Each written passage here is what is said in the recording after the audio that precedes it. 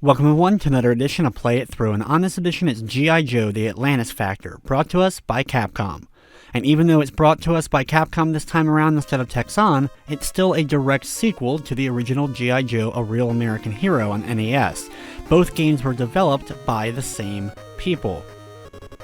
As we begin the game, we can either put in a password or start in with a new game, which is what we're going to do. Then we get our opening storyline before we get to the main map.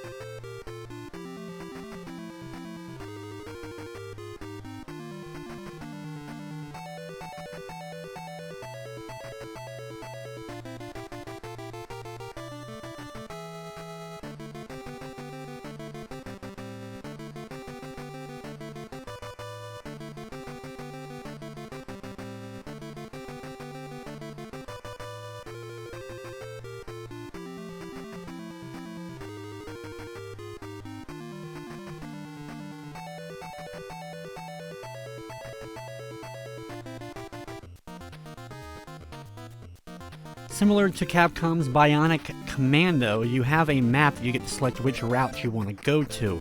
We're going to start, of course, with Route 1, but once we get through here, we can start to branch a little bit.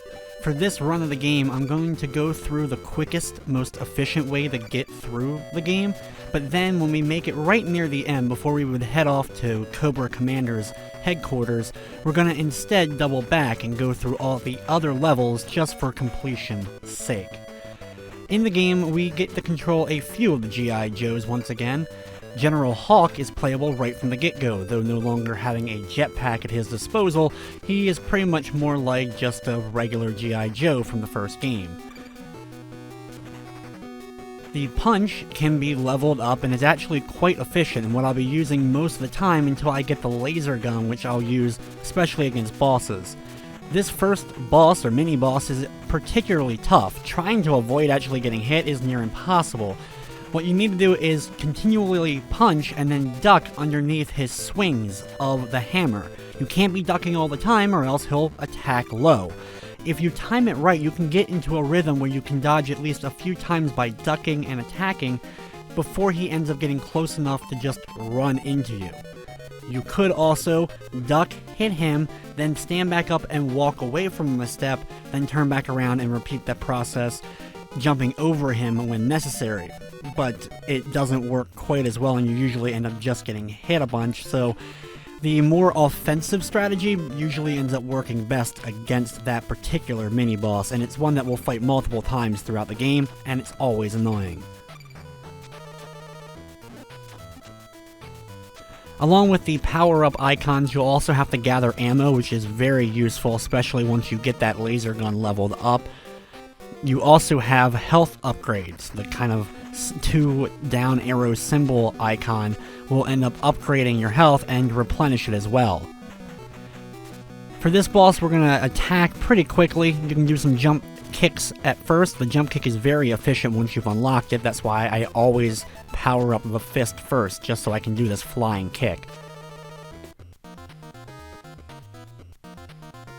The other G.I. Joes mostly control the same as far as the fist goes, except for the 2 ninja characters Storm Shadow and Snake Eyes.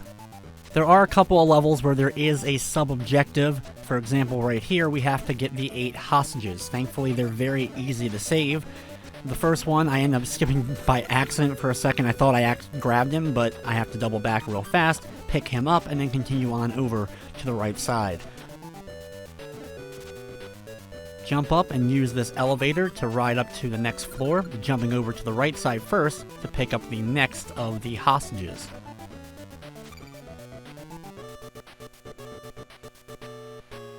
To the left of here, you'll have to deal with a mini-boss. For this one is pretty simple. You can attack about 5 times before he'll end up firing out. If you get him on screen, unlike what I'm doing, you can end up just jumping over him to avoid his attack, but thankfully it's not something I have to worry about too much during this battle. It takes a while, but eventually he will go down, and that's another one of those mini-bosses we'll have to battle several times throughout the course of the game. Before you get on the next elevator, be sure to pick up the captive soldier, and then do the same thing on the next floor right above that. Anytime I end up seeing one of those health upgrade things, I end up trying to run to grab it, just because not only does it give me extra health as it fills up, but even once maxed, it then maxes out my health. There's some hidden power-ups I'll show you right here, as well as in the set of blocks to the right as well, and it's a good spot to level up one of your guns if you would like to, especially early on in the game. Though the first gun that we haven't quite got the laser gun yet, we'll be getting that shortly. That's the more efficient gun to use, but still, the base gun powered up can be very efficient against certain types of enemies. Grab a couple more power-ups, grabbing another soldier, dropping down to the left and grabbing one more before finally reaching the final one all the way over to the right here. Just be sure to grab him before heading up the elevator in the center area of this room. These mines can be especially annoying. You kind of have to destroy at least a few of them before you're finally going to be able to jump onto the elevator and use it to rise up.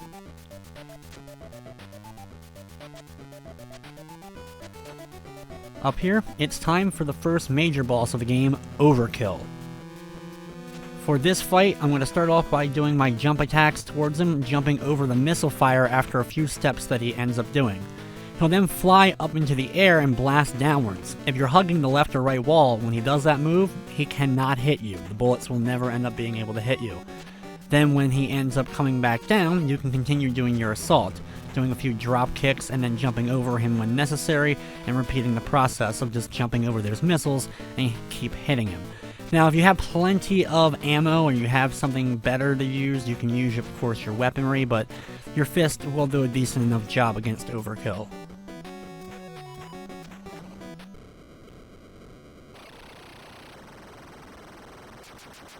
Every boss you defeat ends up having this kind of weird, cool effect after you defeat them.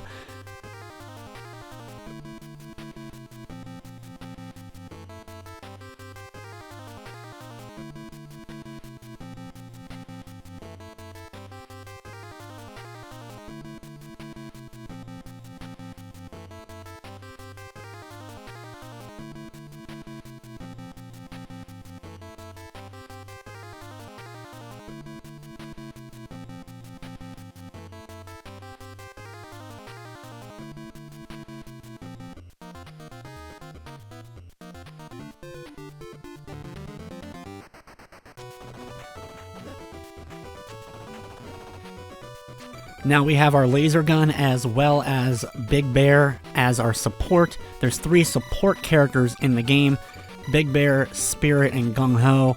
Gung Ho will end up replenishing our ammo, and Spirit ends up healing us, while Big Bear ends up bringing back a fallen G.I. Joe member. This level, there's 2 of these mountain levels in the game. You can just do these jump kicks all up it in order to quickly make your way up. There's lots of power-ups, so switch between your weapons as needed in order to get them. I'm going to level up my laser quite a bit during this mountain.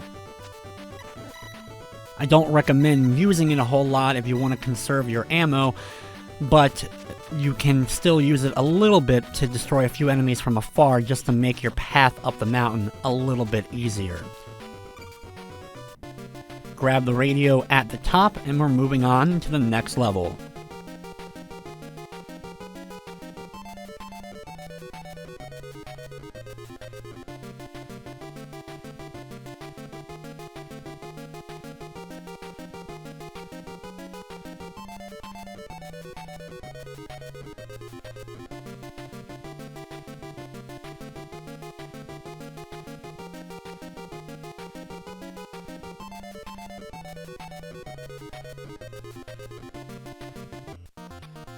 If we need to heal up now at any point, we can call on Spirit in order to do that.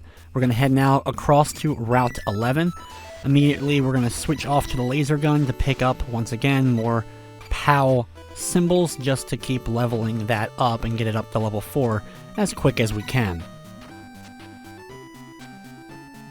Don't just fire, though, randomly. Conserve your ammo as much as you need, just because there are so many mini-bosses throughout the game, and the laser, once maxed out, is great against every single one of them.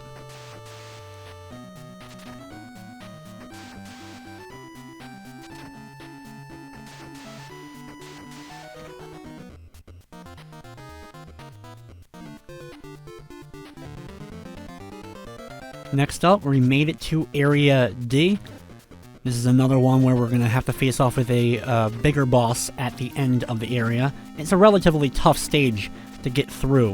We're going to start taking the top path just a little bit easier than the bottom, work our way down though to the bottom right corner and go through this door.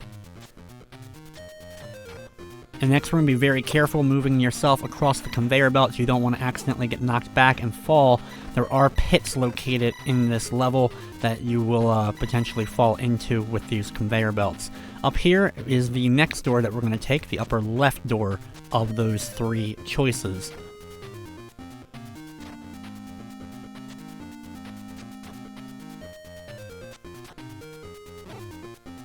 The game will slow down a little bit with a lot of enemies on screen. We're going to get over to the right side and take the upper right door this time. Right after we get here is another mini-boss. This one is similar to the one we just dealt with a bit ago, where we can hit him like 5 times and then he'll fire off. You can use the platforms on the right side to jump up and over him if needed, or just straight up jump over him when he ends up ducking down.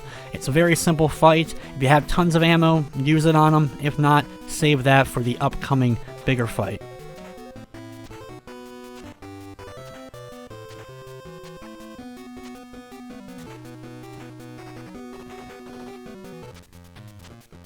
Just to finish him off, switch to the other gun for just that second. Nice way to always finish him off with a nice blast. Work my way now around this side, destroy the one enemy, just because they get in the way, plus they give you a little bit of health back once you do defeat them. The enemies are always dropping the same stuff. Upper left door here takes us to the battle against Destro. Equip that laser gun, you should have it maxed out to level 4 now, and blast away as soon as Destro ends up appearing. Then he'll circle around, bouncing around the room, do this move where he does this big circle attack with 4 projectiles that go around the room, and you have to kind of jump between them in order to avoid them. And then he'll fire out before, once again, kind of going back around and doing the pattern over again. Destro is a relatively tough fight, but once he is defeated, we're moving on to the next area.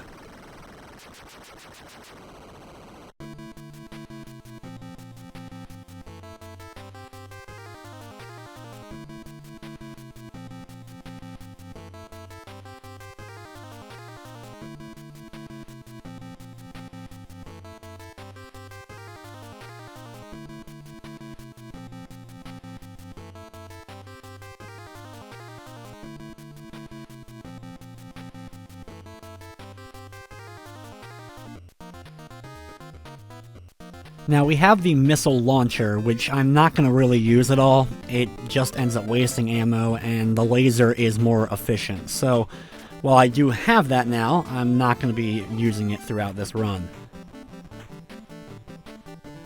The next area is a pretty straightforward forest area. Just work your way around the enemies. It will slow down a bit if there's a lot going on. As you can see, there's just so many projectiles going on. It's very easy to get bounced around on enemies in this game when there's so many kind of right there. Thankfully, the area is not that long, and you do get the course to recover health between each area, which is always useful.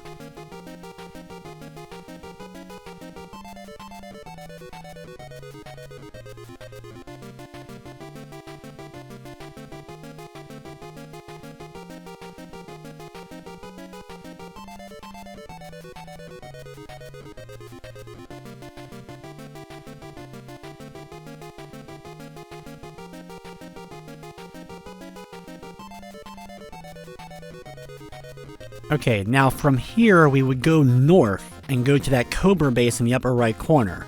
But before we do that, we're going to go around and complete all the rest of the levels before finally going back and defeating Cobra. But it's that quick, you can just head there. There's 2 levels, one on the path towards Cobra and then the actual Cobra base.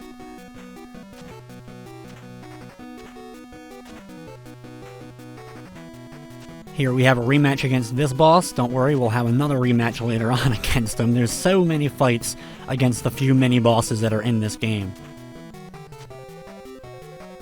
And a few of them play the exact same just about, or just a little quicker than one another.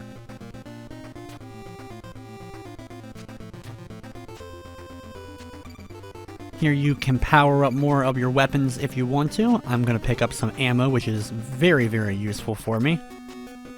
Here we have a rematch against the sledgehammer boss. I'm going to use the rest of the ammo I have just to bring his health down some, because without it, it would be challenging to try to defeat him with the bit of health I have left.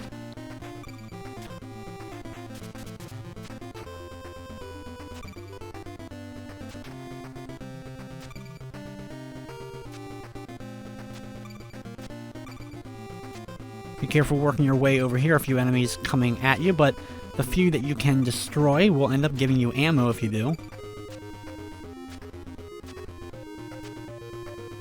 Climb on up. You may want to use the laser just to get out of the pit because there's an enemy right there in that ledge.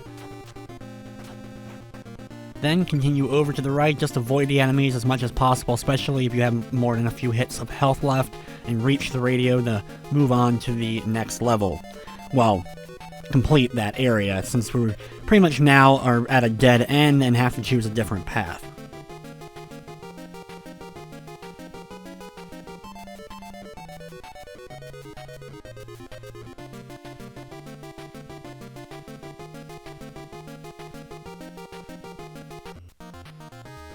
From where we are, we're going to go back and now head south across this path. Route number 10 is the Broken Bridge route, or one of the Broken Bridge routes. Thankfully, health replenishment's always useful.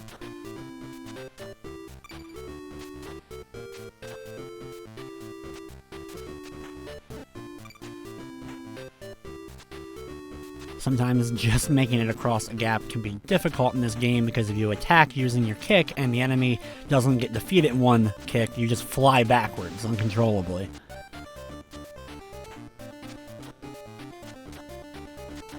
This area, though, isn't too challenging as you make it across and hit the radio to finish it up.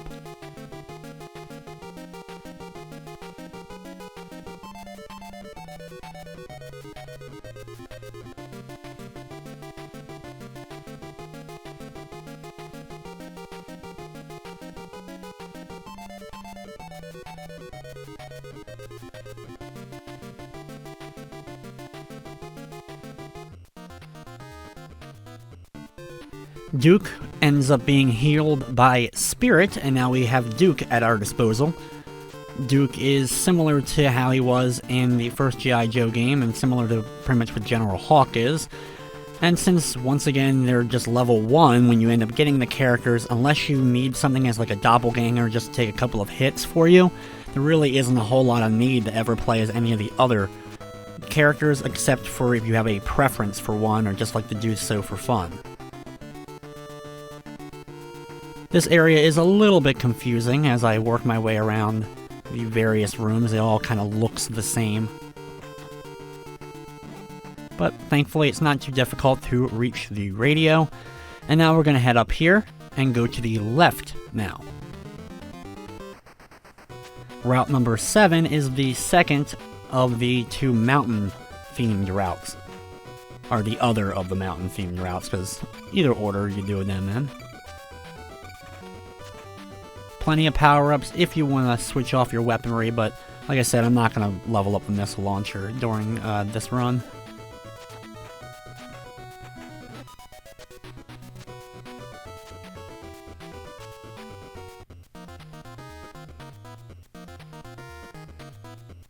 Next up is a missile base that we have to take on, Area B. In Area B, we have to plant 8 bombs. Sound familiar? Yep, it's just as fun as it was in the first G.I. Joe game. Well, it's actually easier in this one, and thankfully it's only the one level that we have to do this in. We start off with a rematch against the Sledgehammer boss. I hate that fight. Once it's done, we're going to head over here and drop down, hitting the second of the 2 bomb spots, jumping to this platform, hitting the 3rd one. Then walk across the bottom part on this platform underneath the enemies, and you'll hit the 4th of the X's.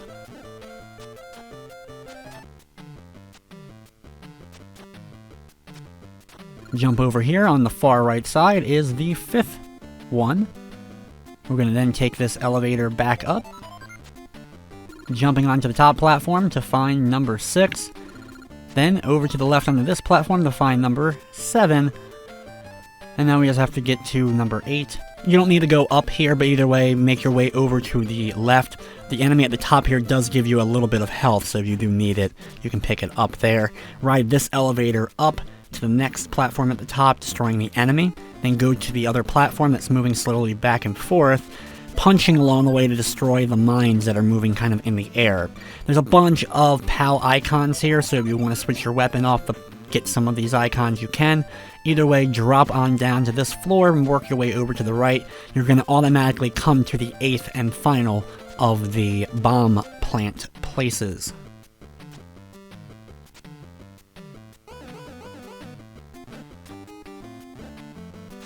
From there, just keep working your way over to the right. Be careful of those giant bins. They can be destroyed and they blow up and end up hurting you. The whip enemy I'm just going to destroy using some ammo, and then ride the elevator up here. Be careful, sometimes it can be tricky to get off of here just because of the enemy and you're bouncing off of them. You want to then get onto the next platform on the right side as well, the one just above the one you were on, and then do the same in the next area. Finally, you'll reach the top. Be careful of the mines, and you'll see that door with boss written on it. Once you reach it, it's time for the boss encounter against Cesspool. For this fight, I'm going to carefully use my ammo. I don't have a whole lot left, so I just want to use what I do have left to do a bit of damage to Cesspool, and then I'm going to start off with my normal attacks. Cesspool's not too bad of a fight, one of the easier bosses in the game. Cesspool will do one of 2 moves, either landing and doing a little jump towards you and then disappearing, or landing and firing his gun. The gun, you can duck underneath the projectiles from it and be able to keep delivering punches after you run out of ammo, or just use your gun up and destroy him that way.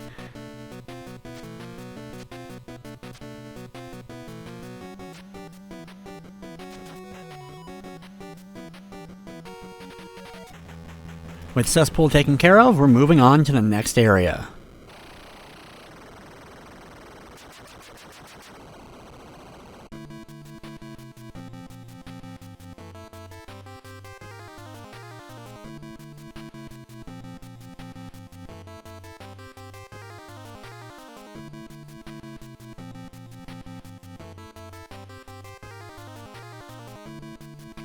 Now we have Storm Shadow at our disposal, one of the ninja characters. Pretty much him and Snake Eyes control identical to one another.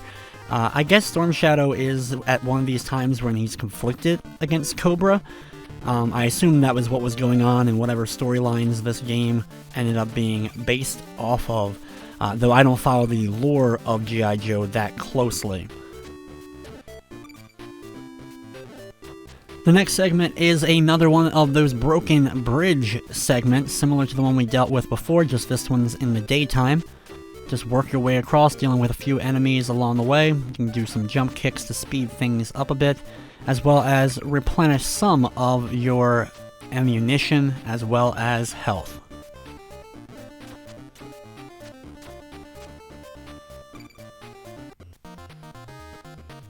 From here, we're going to head up to this path, route number 4. Route 4 is another one of the swamp-themed areas. Pretty much similar to the one we dealt with before, except we start at the bottom and it's a different color scheme a little bit.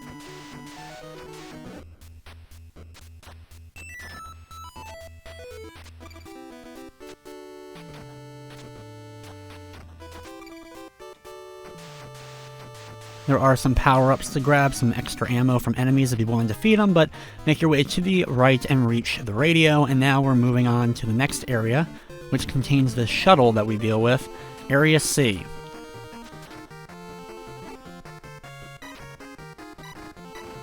You can see it briefly. I used the laser to destroy it, but the machine that we got to ride in and fire at enemies doing the jumping motion in the first G.I. Joe game just became a regular enemy in this title.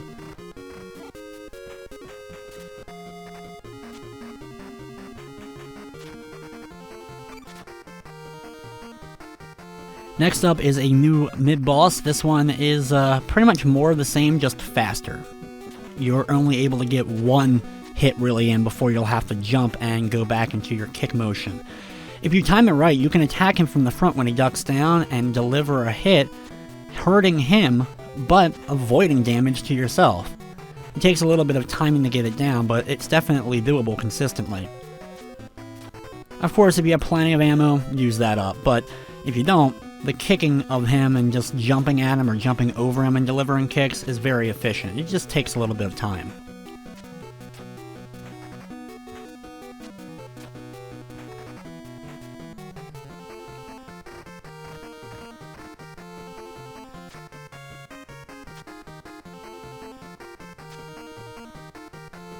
After you defeat the mid-boss, head over to the right, ride the elevator up a couple of floors, then go to the left and ride up the next elevator a few floors. Once you reach the top here, destroy this enemy and then head inside of the shuttle for the battle against Firefly. For Firefly, we're going to do little short jumps and attacks using our laser gun for as long as we have the ammo for it, which you hopefully will have enough to defeat him. You have 3 moves to worry about: a dive bomb that you can jump the other way from to dodge, a ball projectile that he throws out, once again kind of jumping the other way. You can clearly see when he's about to throw that one. And then finally he'll land and fire his gun, which you'll have to jump over the projectile. It's a pretty big wave-like projectile from the gun, so it's hard to dodge that fire, but keep dodging as much as you can, delivering those attacks when you can, and he hopefully should go down.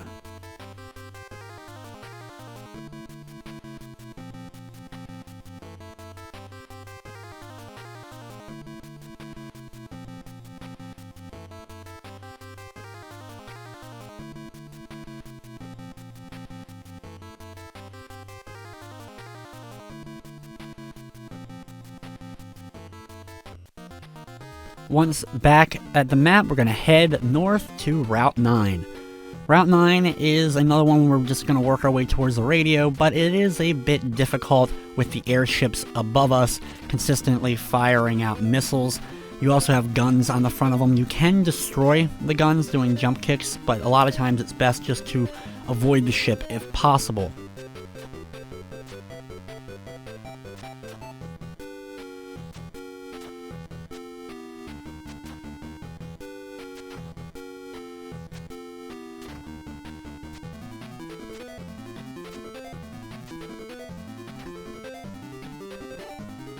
Thankfully, the small turret-like guys on the ground level aren't too bad to deal with. And right after them, we have some mines in the air that will get in the way. Some small jump kicks are good for getting rid of them. Just take your time, don't move too quickly through this particular route, because even though you may have a lot of health going in, it's not too difficult to lose a lot of it quickly during that particular level.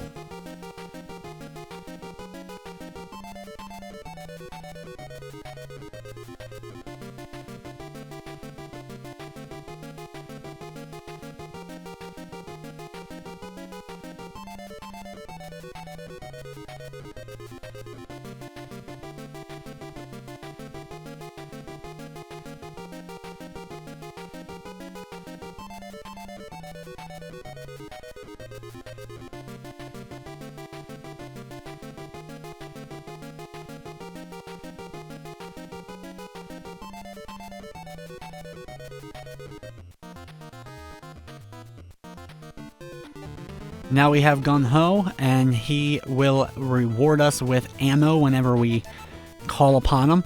That's something that I will use at the very end of the game, just before the final boss encounter, but other than that, I try to do my best to have just ammo I find from the regular enemies and throughout the levels. This is another good level with a bunch of power-ups scattered throughout it. Just be careful jumping through these trees. There is a giant pit right there that you can end up losing a Joe if it falls in.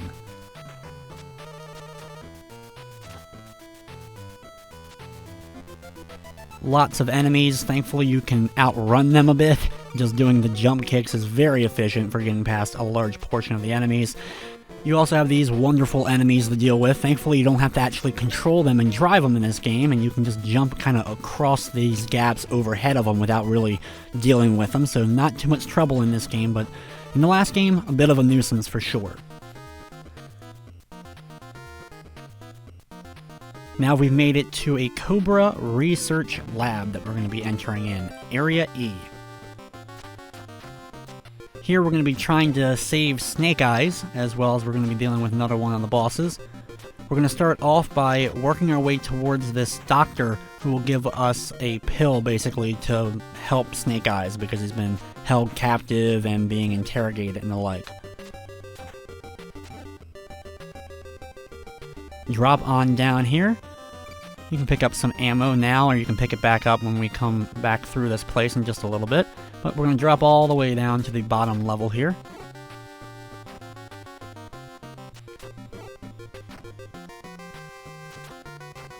Work your way across and to this door right here.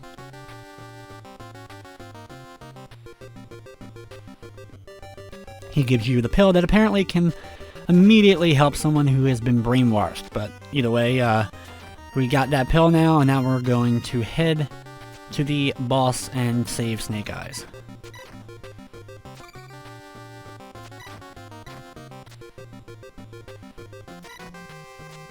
I recommend using a little bit of your ammo if you have some to spare on these guys going up the elevator, just because it's such a nuisance. You'll end up getting hit several times while trying to jump up. Once up the elevator, head over to the right side.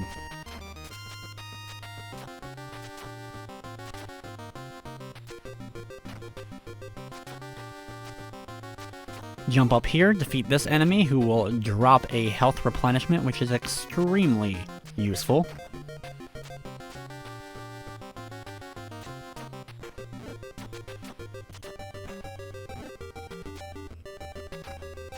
Be careful of a couple of the mine robot enemies here, and reach the door at the bottom. It's time to battle Major Blood. Unfortunately, when you switch your weapon, I forgot that you immediately get set back to the fist when you go through a door. So it's one of those things where you think you'd be able to just hold on to it. But anyway, for this fight, we're going to just destroy him in a matter of moments, blasting him with our laser. The biggest thing is him sliding across the bottom on the floor where you'll have to jump over him. It's a fight that can be a pain with him trying to just attack you, but with any of the powered up guns, you should be able to drain his health pretty quick. From there, we're heading to Route 14 after we've saved Snake Eyes. We have just a few more levels left to go.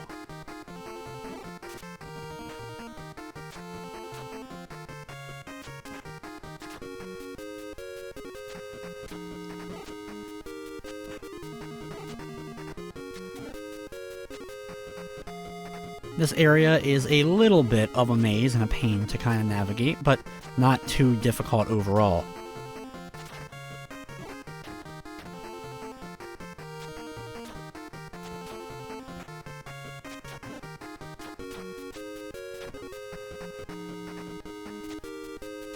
I'm going to drop down here onto this platform, head over to the right, and grab the radio.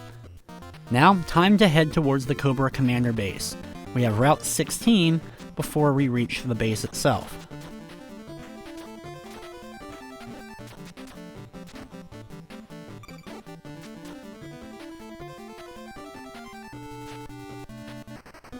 We have to deal with another one of the sledgehammer bosses, so I'm going to destroy him using the laser. till I run out of ammo and finish him off using my fists.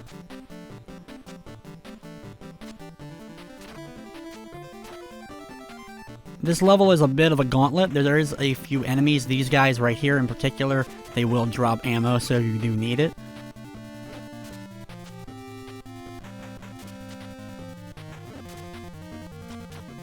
A few of the flying machine ski guys will also drop ammo, but it's only a few of them throughout the level. The easier ones, the turret guy here and these two robots, will always drop some extra ammo if you need it.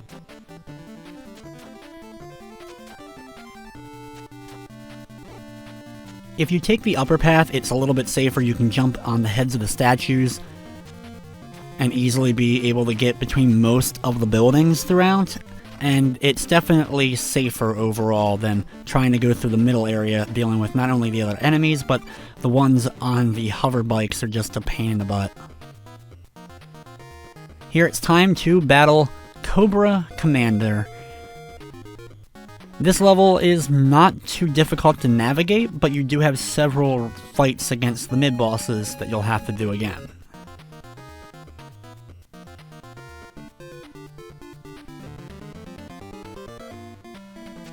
Here is Area F. We're going to start off by jumping up here and using the elevator to climb up to the next floor, heading over to the right.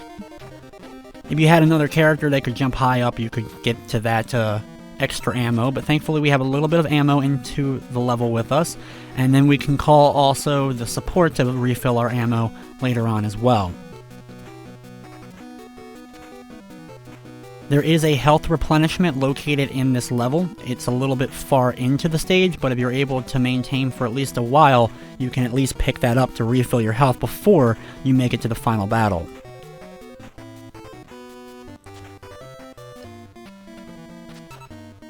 With the first of the mid-bosses that we have to deal with taken care of, we're going to take the elevator and ride it up to the next floor, heading off over to the right where we deal with the sledgehammer guy. Use your ammo to take him out.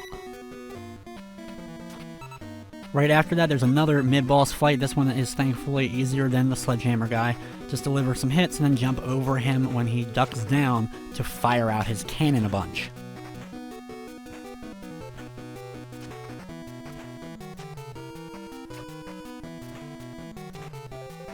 Not necessarily an exciting fight, but thankfully at least it's not too difficult to get past this guy, especially if you're trying to conserve ammo.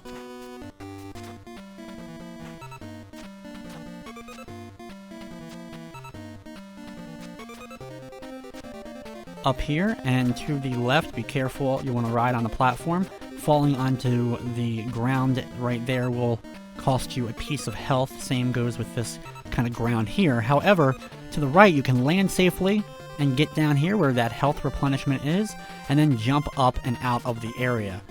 If you do it carefully, you can get out without hurting yourself, but sometimes it can be difficult. But either way, at least you can replenish most of your health there before heading up into the next area.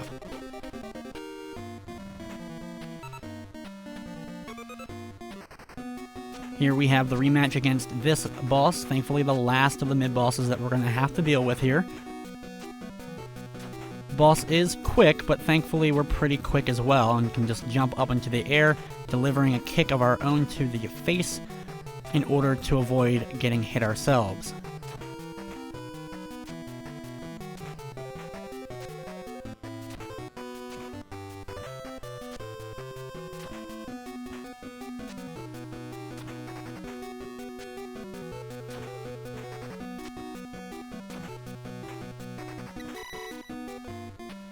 After he's taken care of, right before we go into the boss fight, I'm going to duck down and hit select. That brings up the support menu.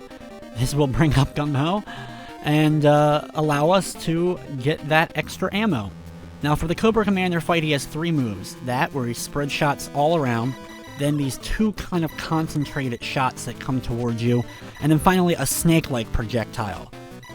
They're all dodgeable, but it can be, of course, difficult with everything going on to be able to hit him while also dodging all the projectiles. If you have plenty of ammo, which hopefully you should, you want to jump towards him and fire at him, and you'll be able to hit him a lot quicker, multiple shots real fast. Just dodge as much as you can, delivering those shots, and hopefully it won't be long before Cobra Commander is defeated and you can enjoy the ending to G.I. Joe Atlantis Factor.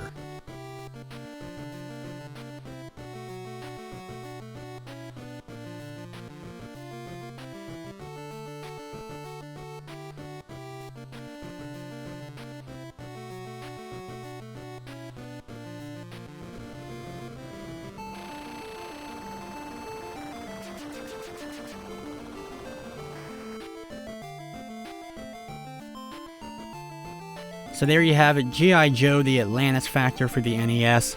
Definitely an enjoyable action game that I had a lot of fun replaying for this video. I had this one as a kid, so I played it quite a bit, even if I wasn't the biggest G.I. Joe fan. But it's still one of those games I have a lot of fond memories of playing through quite a bit.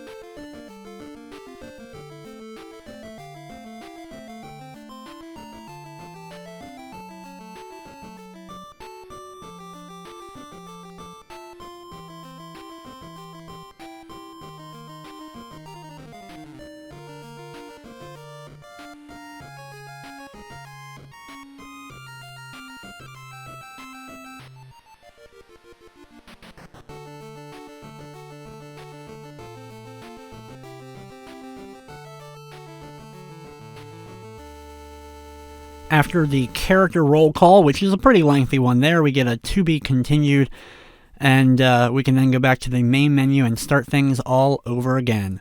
But with that, guys, that's going to wrap up this episode of Play It Through. I'd like to thank you for watching, and of course, I hope you enjoyed.